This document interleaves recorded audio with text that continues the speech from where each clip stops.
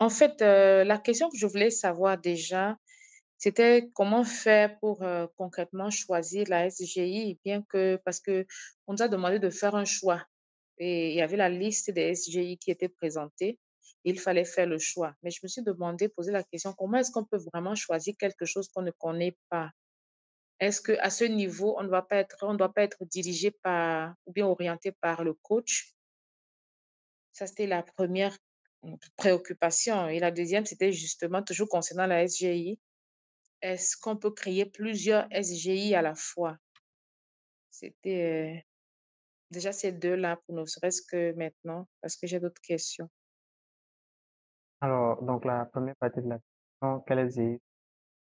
Alors, la SGI Mmh. que moi je recommande, c'est AGI, plusieurs raisons. Depuis les 2 dernières années, ils ont reçu le titre de la meilleure SGI de la sous-région. Côté réactivité, Mmh c'est mh. unheard of, d'accord? Vraiment extraordinaire, la qualité du Mmh. service, la plateforme de bourse en ligne, tout est impeccable pour le moment. Donc, Oui, c'est sans réfléchir, vraiment no-brainer, la meilleure SGI, c'est AGI. Donc, oui, oui. la deuxième partie de la question, c'est est-ce qu'on peut ouvrir plusieurs comptes titres dans Oui. des SGI différentes? Oui. Et même dans la même SGI, c'est encore possible. Chez AGI, vous pouvez avoir plusieurs comptes titres. Ou Oh. sinon, vous pouvez faire l'inverse, avoir un compte chez AGI, un autre compte chez UCA, un autre compte chez Bridge, ainsi de suite. C'est vraiment vous qui voyez. Mmh. Ah, OK, OK. D'accord, mais quelles sont les conditions? Pourquoi est-ce que ça dépend des investissements qu'on fait pour, les différents comptes qu'il faut ouvrir dans les différentes SGI? Ou bien pour les mêmes investissements, il faut faire, des ouvertures dans différents comptes? Bon, Alors, je vais moi, je dire vous par conseille, exemple, je vais prendre l'exemple. oui. Mmh. Oui. En fait, j'étais en train de dire que si je prends l'exemple, par exemple, des obligations, l'exemple des dividendes, ou des plus-values, est-ce que les ouvertures des différents comptes titres-là se font en fonction de ces différentes données-là? Parce que quand je parlais d'ouvrir des comptes dans les différentes, SGI, c'était dans ce sens-là aussi. Est-ce qu'on peut le faire en fonction de ça ou bien une seule SGI peut gérer, bref, un seul compte quoi, même pas SGI. Un seul compte peut gérer toutes ces différents aspects? Donc, c'est effectivement le cas. Avec un compte titre, vous pouvez faire toutes les opérations que vous voulez sur le marché. Vous n'avez pas besoin d'avoir deux comptes titres différents pour pouvoir faire tel type d'opération dans tel compte et tel autre type d'opération dans l'autre compte. Le compte suffit à Mmh. couvrir toutes les opérations.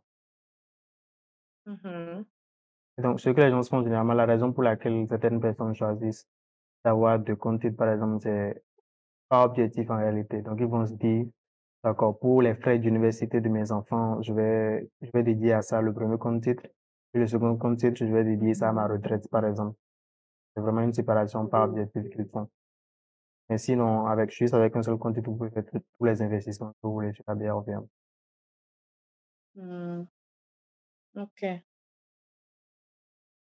OK, merci. Donc, aussi je voulais savoir par rapport à, heu bon, le choix de la SG est déjà fait parce que c'était par rapport à ça, le montant de dépôt dans certaines SG qui étaient élevé par rapport à d'autres. Mais sinon, le choix est déjà A AGI. Parce que moi aussi, j'ai même fait le choix de AGI déjà quand j'ai regardé heu, les différents SGI là, avec toutes les informations qui nous étaient données, j'ai fait le choix de la AGI. Mais en même temps, j'étais un peu hésitante aussi avec Coris Bank, bon, Bourse, pardon. Donc, j'avais une autre question sur le profil d'investisseur. Oui. Bon, je voulais savoir par rapport au profil d'investisseur, euh, comment est-ce qu'on saura vraiment notre profil si on n'a pas déjà fait des investissements? Comment est-ce qu'on peut savoir? Ou bien c'est juste imaginaire comme ça qu'on peut se déterminer? C'est vrai qu'on a fait un petit sondage là. pour savoir exactement où on se situait. Mais est-ce que cela est réel ou bien est-ce que parce que quand j'ai regardé la vidéo où vous parlez vous étiez en train de corriger par rapport au profil de l'investisseur, je me suis rendu compte que il y avait des questions que j'aurais répondu autrement si j'avais de la connaissance. Si j'avais déjà la connaissance ou alors si j'avais déjà investi, j'aurais répondu différemment. Est-ce que ce qu'on a fait me qualifie dans ce profil qu'on m'a donné ou bien est-ce que ça peut changer?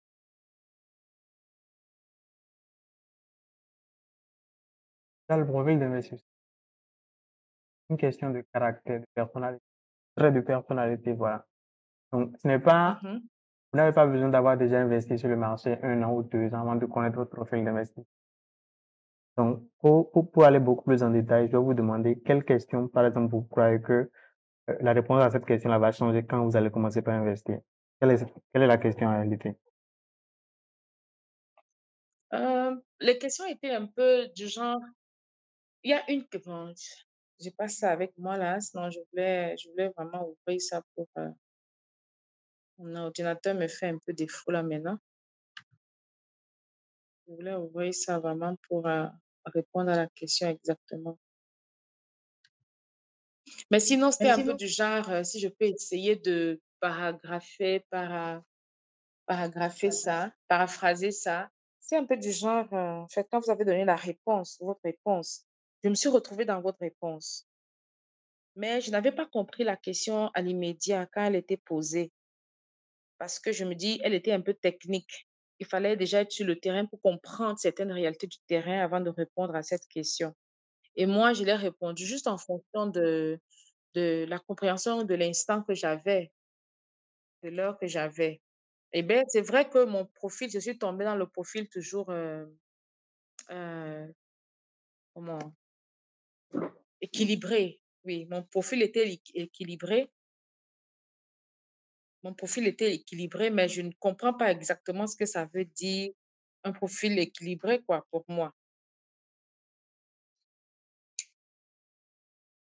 alors, sur la plateforme, qui vous donne ce résultat-là, c'est sûrement parce que vous avez répondu à des fichiers. Donc, ils ont senti dans vos réponses que vous étiez à mi-chemin entre la croissance et la rente. Souvent, dans ce genre de cas-là, qui vous disent que Mmh. donc, vous voulez à la fois des actions qui vont faire la croissance, en même temps, vous voulez avoir des dividendes sur la source. Oui, oui. Oui, en fait, c'est vraiment ça. Je veux la rente, je veux aussi la croissance. Voilà.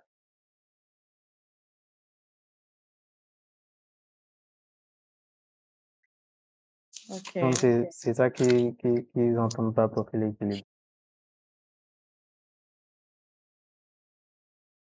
d'accord, Donc, concernant d'accord. la question que vous cherchez, il n'y a pas de souci. Après ce call-là, quand vous allez retrouver la question, vous pouvez me l'envoyer par WhatsApp, on Oui. va essayer de voir ça. Mmh. Donc, pour le moment, continuons sur les questions que OK. vous avez recensées.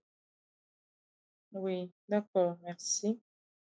Bon, la prochaine question, c'était sur, justement, l'investissement de rente, la croissance, hem, comment atteindre ses objectifs vraiment, véritablement, en faisant de la rente ou en faisant de la croissance? Je me posais, je pense la question que je me posais, c'était comment investir en sorte que tu aies une croissance vraiment considérable? Ou alors comment aussi investir en sorte que tu aies une rente? Est-ce que le même montant de départ peut servir soit pour la rente ou soit pour la croissance? Je voulais un peu comprendre le processus. Comment est-ce que ça se passe en réalité? Et donc, d'emblée, je vous dis non. Donc, la réponse est non. C'est pas possible de faire à la fois une très forte croissance et d'avoir des dividendes conséquents. D'accord? C'est pas possible tout Mhm, bonnement. Donc, à un moment donné, vous aurez à faire un compromis entre la croissance et la rente. Vous aurez à décider par vous-même si vous êtes beaucoup plus croissance que rente ou l'inverse. D'accord? mhm. Donc, et vous OK. allez le constater sur le marché, ça fait sens d'ailleurs, d'accord? Les entreprises qui sont en pleine Mhm, croissance ne distribuent pas beaucoup de dividendes parce qu'ils vont réinvestir le bénéfice qu'ils vont générer pour pouvoir grandir davantage. D'accord? mhm, mhm. Ça fait sens. Les entreprises qui vont décider de distribuer beaucoup de dividendes, c'est justement parce qu'ils ne savent pas comment réemployer ces capitaux-là pour croître.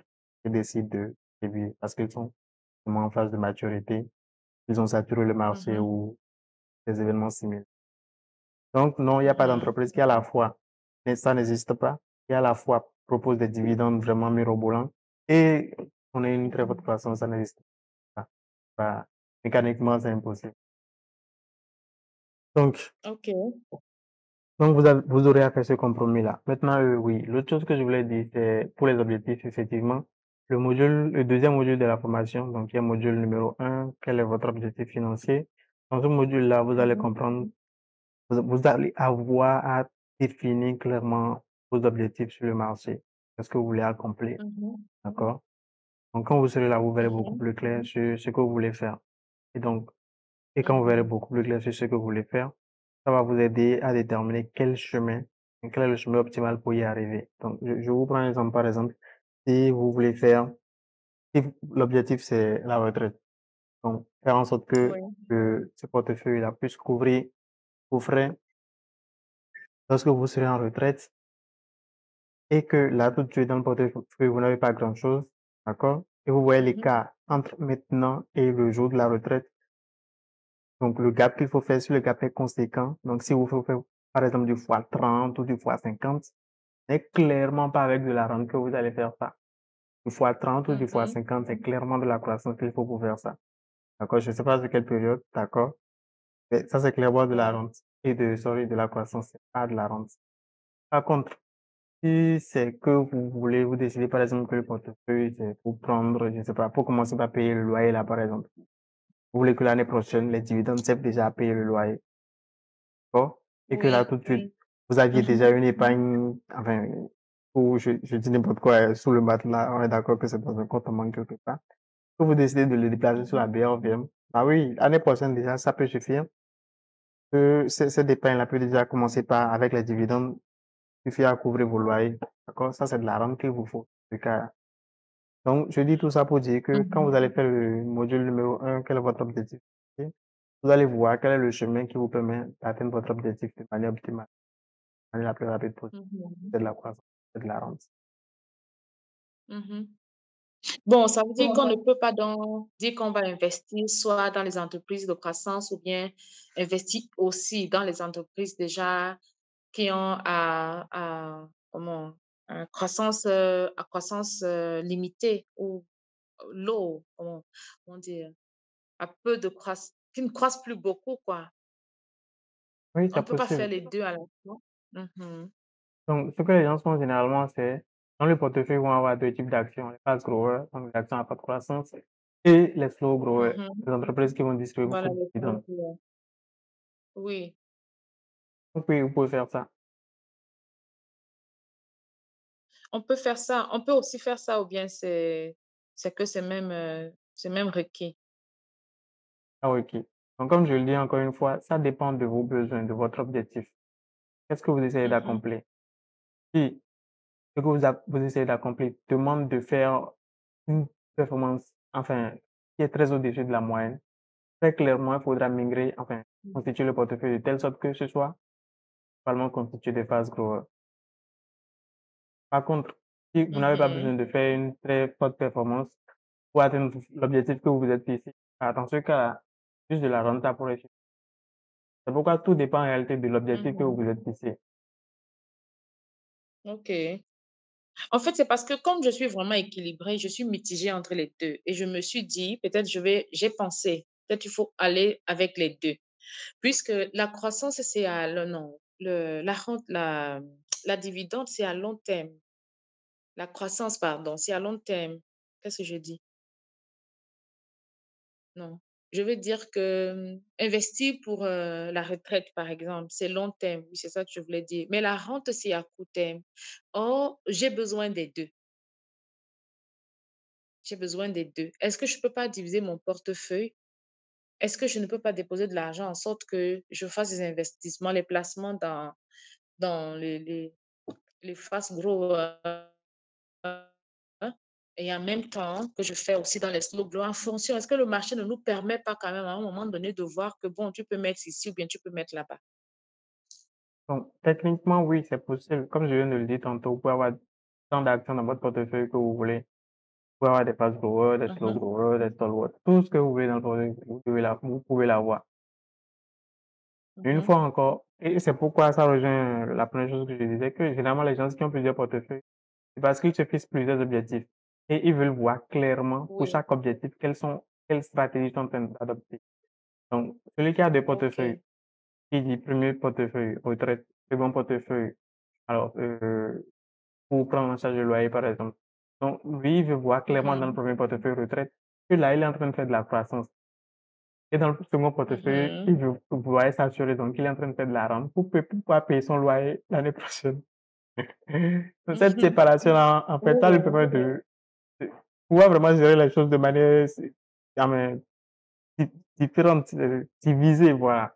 Donc, d'avoir une mhm, vision claire mhm, sur qu'est-ce qu'il est en train de faire, pour quel objectif. mhm. Et donc, je Ok, dis tout ça pour ok. revenir encore sur le fait que ça dépend de votre objectif en réalité. Là, on est en train de déjà anticiper sur le second module. Quel est votre objectif? Parce que Ah, ok. même si là, tout de suite, votre profil d'investisseur vous dit que quelque part, vous êtes au milieu quelque part entre la croissance et la rente, ce qui va vous départager, va vous permettre de vous situer clairement. C'est votre objectif. D'accord? Si vous en avez un seul et que c'est la retraite, bah, c'est de la croissance qu'il vous faut. Mais si vous en avez Mhm, plusieurs, ce serait peut-être intéressant de commencer par dire, OK, pour cet objectif-là, voilà, je veux faire de la croissance, pour l'autre, je veux faire de la rente, ou bien dans le même mhm. portefeuille, ou bien de commencer par créer plusieurs portefeuilles et vous dire, dans le premier portefeuille, voilà, je vais avoir des fast growth, donc je vais avoir des actions de... Ok, Et une fois encore, ok. toute cette clarté-là, ça vous vient seulement quand vous avez décidé clairement quels sont les objectifs que vous vous fixez. Hmm, ok. Est-ce que c'est possible de faire de la croissance à court terme? C'est-à-dire, par exemple, est-ce qu'on peut dire, je veux quelque chose sur 5 ans? Est-ce que ça existe à la BRVM ou bien avec les SGI? Alors, les horizons de placement, il faut être très, on va dire, pas comment dire, faut faire très attention avec. Donc, vous ne Mhm, commandez pas le marché, vous ne savez pas dans 5 ans ce que le marché sera.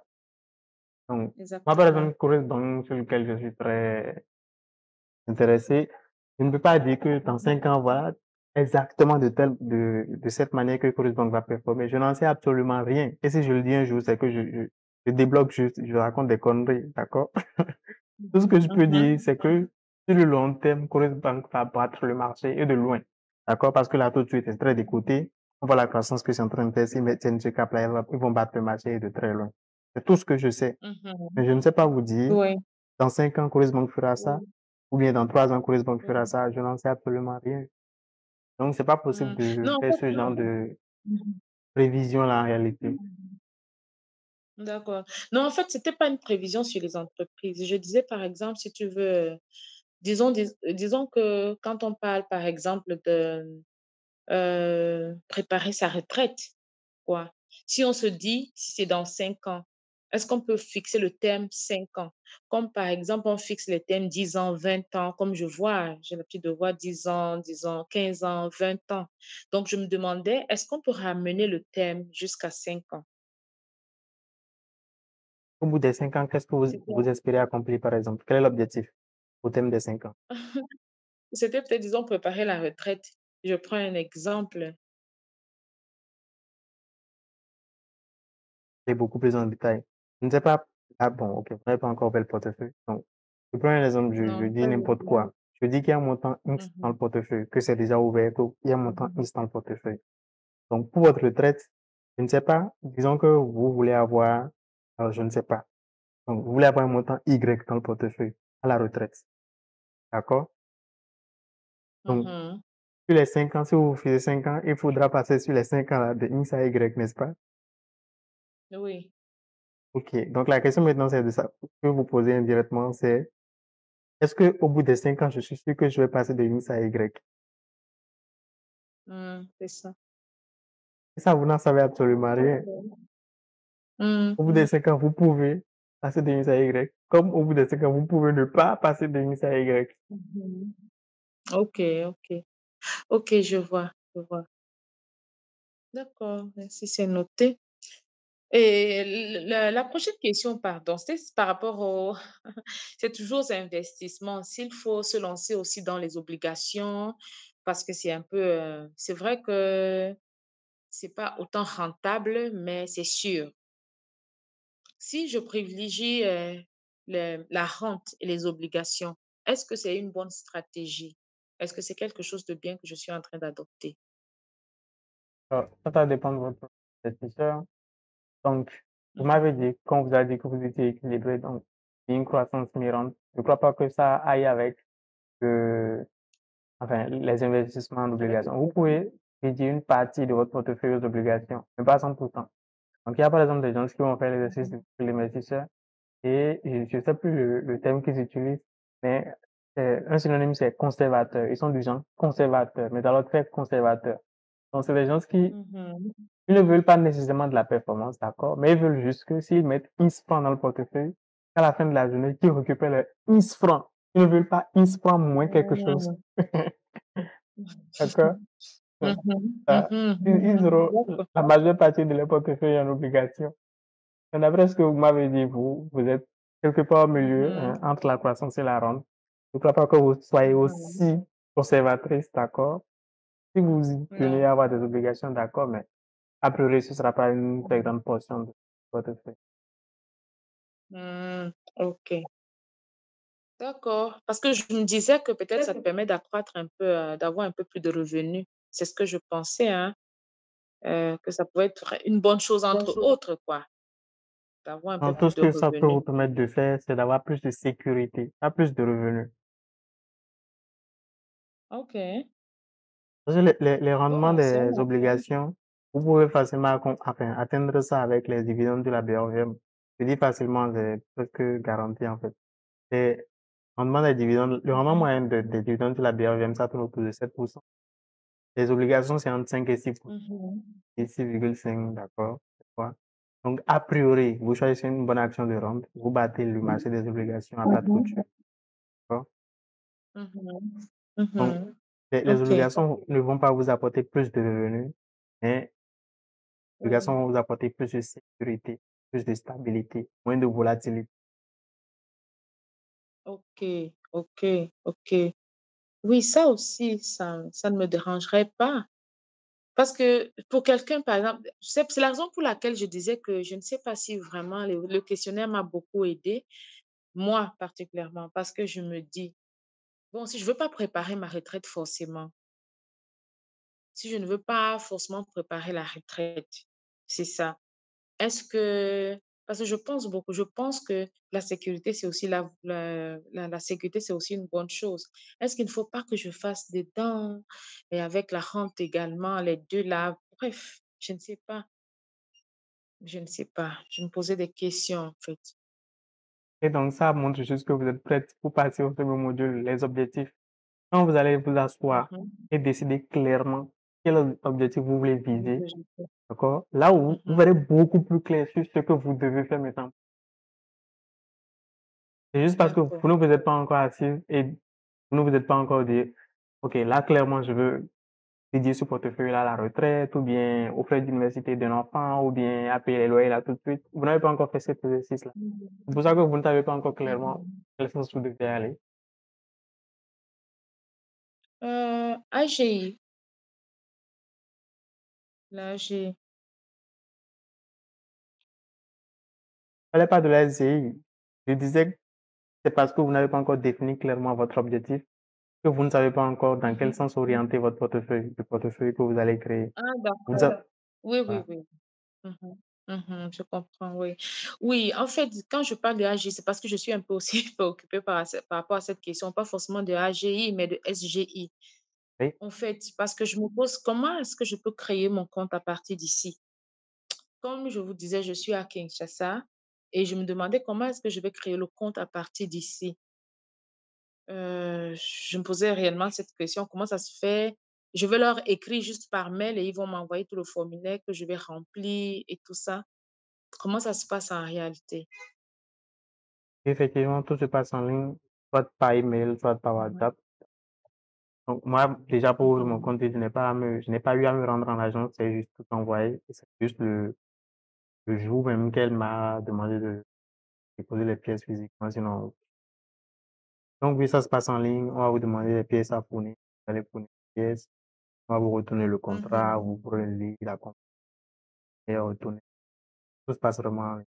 Mhm. Ok, d'accord. Donc, ça veut dire que il faudra que j'ai leur numéro, c'est ça, hein? Leur numéro, leur email. C'est sur la liste des SGI qui a été envoyée là, hein? Ou bien il faut un update. Oui, alors, donc vous avez le choix. AGI, c'est présent au Bénin et en Côte d'Ivoire. Vous avez le choix de décider si vous voulez ouvrir le compte titre à AGI Bénin ou AGI Côte d'Ivoire. Quand vous aurez décidé Quelle ça, vous différence saurez ça quel fera? contact choisir. Bon, puisque je vais être aidée par vous, est-ce que ce serait pas mieux d'ouvrir où vous êtes? Moi, je n'ai aucune relation avec AGI. C'est vrai, j'ai un compte chez eux, mais je veux dire professionnellement. D'accord? Je ne suis pas employé à AGI. Donc, si, par exemple, vous Non. avez, je dis n'importe quoi, un problème avec AGI, moi, je ne peux pas aller me mettre au milieu de vous et de AGI et dire, bon, voilà, madame, votre maman a tel Oui, problème avec vous, qu'est-ce qui se passe? Je n'ai pas ce droit-là en bien sûr. réalité. Mhm. Donc, ça ne vous aide pas d'être nécessairement à Ok. AGI Bénin, quoi. Non, non, c'est pas dans ce sens-là. En fait, c'est dans le sens que si c'est au Bénin, il y a au moins quelqu'un présent. Si par exemple, il y a une difficulté, juste pour aller regarder ce qui se passe. Parce que je me suis rendu compte que cet après-midi, je sais pas si c'était aujourd'hui ou hier, j'ai vu des commentaires là. Vous vous êtes rendu dans une SGI pour traiter d'un de vos problèmes, quoi. C'est un Eh, peu dans ce sens-là que je suis en train de eh, dire. Pas forcément avoir une relation professionnelle, non. Mais juste même un suivi, par exemple. Parce que si j'ouvre, par exemple, en Côte d'Ivoire, je me dis, si vous êtes là-bas, facilement, vous pouvez, s'il y a une petite situation, vous pouvez aider dans la situation, peut-être à regarder qu'est-ce qui ne va pas, c'est tout. Pas vraiment avoir quelque chose dans le sens légal, quoi. Ok, moi, ça ne me pose aucun problème si vous voulez ouvrir le compte à AGI Bénin. D'accord, ça Mhm. ne me pose aucun problème. Donc, de toute façon, vous Mhm. avez le contact, vous pourrez leur écrire si vous avez des difficultés. Mais si je suis à Cotonou et que Mhm. vous avez besoin que j'aille voir à AGI, ça, je peux le faire, il n'y a pas de souci. D'accord, ok. Mais quelle différence ça fait entre le Bénin et la Côte d'Ivoire? Alors, de ce que je sais, le siège principal est à Cotonou ici. Donc, Mhm. ce qu'il y a en Côte d'Ivoire, c'est une filiale. Donc, le siège même est Ah, à d'accord. Cotonou. Après ça, ils ont une succursale au Togo. Donc, c'est une succursale, c'est pas une filiale, donc c'est encore moins. Voilà. Mhm. D'accord, donc je vais opter pour le Bénin. Ok, merci. Ma question était vraiment par rapport à ça. J'étais préoccupée par rapport à la AG là. Comment ouvrir le compte là? C'était une préoccupation réelle. Et je ne sais pas aussi, bon, vous avez dit que je vais demander à mon gestionnaire ici, parce que je voulais savoir exactement comment les opérations se feront. Ça me préoccupait parce que je voulais déjà lancer, mais j'étais préoccupée par ça, en Alors, quel fait. genre d'opération, par exemple? Euh, pour déposer de l'argent, pour les transactions monétaires, c'est-à-dire quitter d'ici pour arriver, je ne sais pas, dans ce compte là-bas, quels sont les frais que j'aurais à payer, quel était ce qui devait être plus facile parce que je réfléchissais en même temps, est-ce qu'il fallait que j'utilise mon compte du UK pour ces transactions, ces différentes transactions, parce que quand l'argent part du UK pour l'Afrique, c'est pas, il n'y a pas de frais. Il n'y a pas de frais ou alors c'est pas sensible. Mais quand ça fait l'effet inverse, il y a des frais. Donc, je me posais la question, quel compte il fallait vraiment utiliser pour ça, pour, Pour ça, pour c'est surtout engager. avec vos banques que vous devez voir ça. Parce que le gestionnaire, je ne crois pas qu'il puisse vous dire, ça c'est tel frais qui sera appliqué. C'est surtout avec les banques. Mhm. Donc, de demander à votre banque au Mhm. Kinshasa, par exemple, si je dois envoyer, je dis n'importe quoi, 100 000 francs Oui, CFA. Donc, de votre compte vers le compte de la oui. SCI, quels sont les frais qui seront appliqués? Et vous comparez ces frais-là aux mêmes frais Mhm. qui seraient appliqués si c'était Angleterre, c'est ça? C'est le compte de la SCI ici au Bénin. Mhm. Donc, vous faites cette comparaison-là et OK. vous savez quel, on va dire, trajet est le plus optimal. Mais le gestionnaire Mhm. de compte, je ne crois pas qu'il puisse vous dire que depuis le Congo-Kinshasa qu'il faut faire ça ou bien de pas qu'ils aient ce genre la banque qui a ce genre d'informations. Mhm. Ok. Et donc, je vais me renseigner auprès de ma banque, quoi. Oui, il y a 2 banques. Ah, des deux banques. Oui. Sauf si vous avez déjà fait un transfert bon ouais, je crois pas que vous avez déjà fait un transfert au Bénin, donc là, vous êtes obligé de faire Non, ça au niveau des 2 banques. Donc 1 banque Congo-Kinshasa, une banque locale que vous avez là, vous leur demandez combien ça vous coûterait d'envoyer de l'argent vers chez nous ici et 2 banque donc au mhm. UK, combien ça vous coûterait d'envoyer de l'argent de Oui, oui, l'Angleterre toujours au vers Bénin, le oui. Bénin Mhm. et donc pour comparer ces 2 Mhm. tarifs-là. Ok. D'accord, je pense que c'était les principales questions que j'avais. Je ne sais pas. Je ne sais pas si je m'en souviens d'autres, je pourrais vous écrire sur WhatsApp, si c'est permis, bien évidemment. Et ouais, moi j'attends surtout la question que vous recherchez sur votre ordinateur là. Donc si vous en rappelez, n'hésitez pas à l'envoyer. Oui. Mhm. Oui, je vais regarder ça, je vais vous envoyer. C'est particulièrement dans une des vidéos, la vidéo que vous avez faite sur le profil d'investisseur. Et après ça, ouais, avancez surtout sur le second module. Quels sont Mhm. vos objectifs financiers? Ça vous permettra de voir plus clair ce que vous voulez faire avec le portefeuille. Comme ça, vraiment Mhm. vous orienter sur Donc, c'est de la croissance qu'il vous faut, c'est de la rente qu'il vous faut. Je veux dire, dominance, hein, mhm. ou bien même si c'est les obligations qu'il vous faut, vous verrez vraiment beaucoup plus clair quand vous aurez défini clairement votre objectif. Ok, d'accord. Mais ce que je remarque aussi, et c'est ce que je voulais aussi adopter quelque part, c'est que à l'habitude, en fait, moi, hein, j'aime souvent suivre. J'aime suivre le coach. C'est-à-dire que, parce que je suppose qu'il a de l'expérience que je n'ai pas. Il a des informations que je n'ai pas. Et puis, il a une connaissance aussi, bon, que je n'ai pas. Donc, je me dis, dans un début, peut-être c'est mieux c'est vrai, il y aura des objectifs qu'il faut définir, mais il peut aussi orienter dans ce sens-là, hein. Il peut aussi orienter dans ce sens-là. Donc, moi, je me disais, je vais vous suivre, je vais vous suivre. Ce que vous allez que je fasse, ce que vous allez me demander de faire, je ferai. C'était un peu aussi ce que je pensais, hein. Mhm. Alors À moi, cause de l'expérience. Mhm.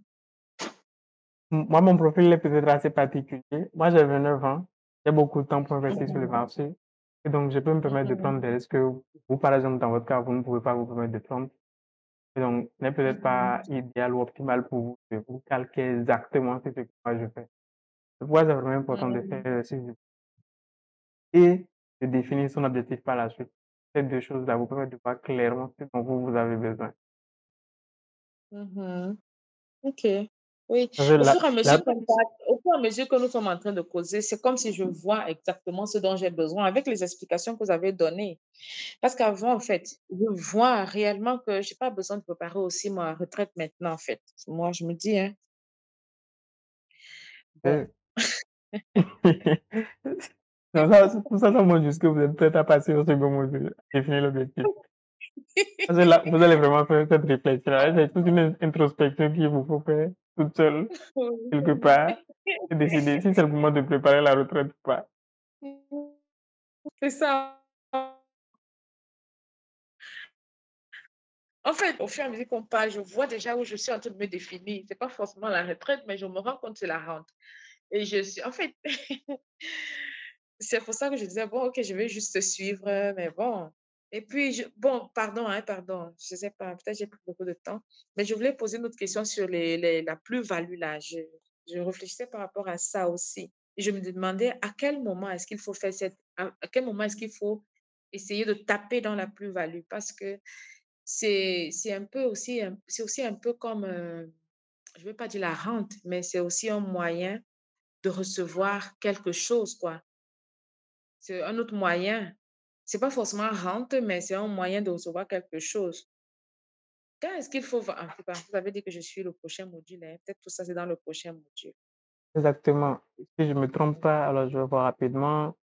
C'est le second module, le second sous-module du prochain module. Ça s'appelle plus-value et dividende. OK, OK, d'accord. Je vais donc regarder. Ah,